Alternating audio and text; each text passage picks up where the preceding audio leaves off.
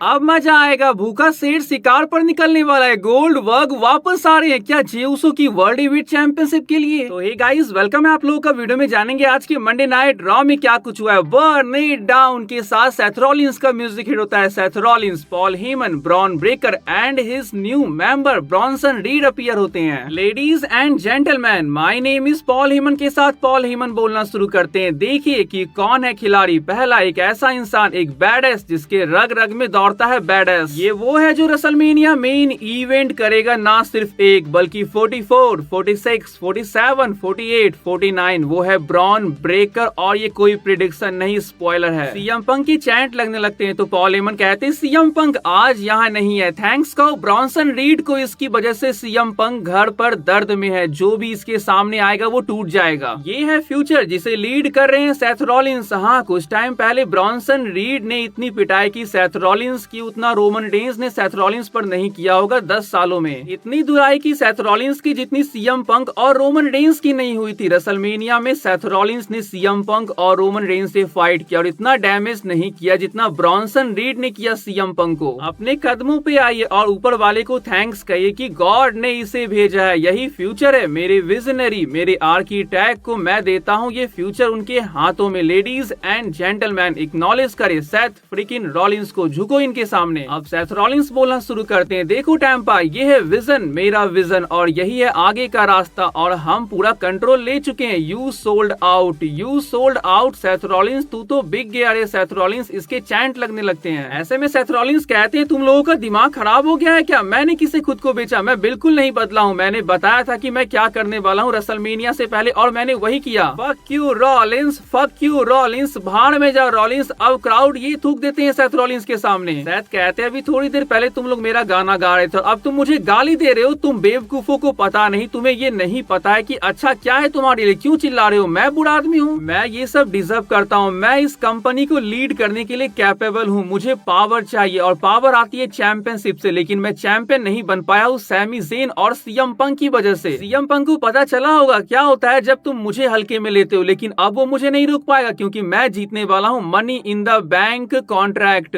जिसे कभी भी कहीं भी और किसी के ऊपर मैं कैश इन करके दिन दहाड़े उसकी चैंपियनशिप लूट सकता हूँ और मुझे कोई नहीं रोक पाएगा क्योंकि ये पावर है, ये इलाका है सेथ फ्रिकिन रॉलिंस का। अब बैक स्टेज जाने के बाद हमें क्या देखने को मिलता है कि सैमी ज़ेन यहाँ पे बड़बड़ा रहे होते हैं कि मुझे समझ नहीं आ रहा है, कुछ करना चाहिए था मुझे। तभी यहाँ जे आते और कहते हैं किस बारे में? 1 on 3, हमें सोच समझ कर ये करना होगा। आज तेरा money in the bank qualifying match है, तू जा और इसे जीत कर आ। कुछ भी होगा मैं तेरे पीछे खड़ा रहूंगा भाई। अब world heavyweight champion main event Jey Uso अपनी एंट्री करते हैं क्राउड के बीच से ये डांस के साथ। रिंग में आने के बाद वो कहते हैं कि मैंने कहा मेन इवेंट जे उसो अब आपके शहर में है। काफी बिजी वीकेंड था, सब लोग चैंपियनशिप के पीछे आ रहे हैं। लोगन पॉल को मैंने खत्म किया, अब जॉन सीना की बारी है। इतने में गुंथर का म्यूजिक हिट होता है। रिंग में जे उसो के सामने आने के बाद गुंथर कहते हैं कि बधाई हो, दिल से कह रहा हूँ, इतने टाइम बाद 15 साल उसोस के डेब्यू के बाद, और दूसरी बधाई हो तुमने लोगन पॉल को हरा दिया। और पता है जे आपको, अब मैं ये टाइटल आपसे लेने वाला हूँ। तो जे कहते हैं बोल लिया, हो गया तेरा, मैं थक चुका हूँ सबसे ये सुन के कि वो मुझे दिन गिना रहे कि कब मैं इस चैंपियनशिप को हार जाऊं, लेकिन तू ये बात जान ले कि तू ये नहीं कर पाएगा बेटे। आहा हीट। तो इनका सबसे बड़ा match guys money in the bank के बाद के मंडे नाइट रॉ में होने वाला है। जे उसो वर्सेस गुंथर का match for the world heavyweight championship. और क्या आपको पता है जे उसो इस मैच में नहीं हारने वाले हैं, गुंथर इस मैच में हारने वाले हैं। किसकी वजह से? तो गोल्डबर्ग की वजह से। गोल्डबर्ग अपना रिटर्न करने वाले हैं guys money in the bank के बाद के मंडे नाइट रॉ में। वो गुंथर पे अटैक करेंगे, उन्हें मैच कॉस्ट करवाएंगे। लास्ट गोल्डबर्ग जे उसो की वर्ल्ड हेवीवेट चैंपियनशिप के पीछे जा पाते। अगर विंस मैकमैन होता तो ये पक्का होता, लेकिन यहाँ पे ट्रिपल एच बैठे हुए हैं। तो गोल्डबर्ग आएंगे तो सही, लेकिन जे के चैंपियनशिप को जीतने के लिए नहीं बल्कि जे के चैंपियनशिप को बचाने के लिए और अपने लास्ट मैच को बिल्ड करने के लिए गुंथर के साथ। अब सैमी ज़ेन यहाँ पे रिंग की ओर जा रहे होते हैं अपने मनी इन द बैंक के क्वालिफाइंग मैच के लिए। ये मेन इवेंट का मैच था। तो यहाँ पे कैरन क्रॉस आ जाते हैं और कहते हैं कि कैसा है रे सैमी, मैंने तुझे समझाया था कि स्मैकडाउन पर चला जा जहाँ तुझे जॉन सीना के साथ WWE अनडिस्प्यूटेड चैंपियनशिप का मैच मिलता, लेकिन तू ठहरा सबसे बड़ा साधु महात्मा। फिर कहाँ से तू ये करेगा? तू कभी भी वर्ल्ड चैंपियन नहीं बन पाएगा। सैमी यहाँ से चले जाते ये कहते हुए कि इंतजार कर, लेकिन अब आपको इंतजार नहीं करना क्योंकि यहाँ पे मैच हो रहा है Seth Rollins versus Finn Balor versus Sami Zayn का मनी इन द बैंक के क्वालिफाइंग स्पॉट के लिए। तीनों में से कोई भी एक दूसरे से कम नहीं था, तीनों के पास अपनी अपनी फैक्शन है। मैच काफी देर तक चलता है। इसके एंड मोमेंट पे जब फिन बैलर कूड बेकर अकेले जा रहे होते हैं, लेकिन सैमी ज़ेन यहाँ पे बच जाते हैं और सेथ रॉलिंस फिन बैलर को लगा देते हैं कर्व स्टॉम्प।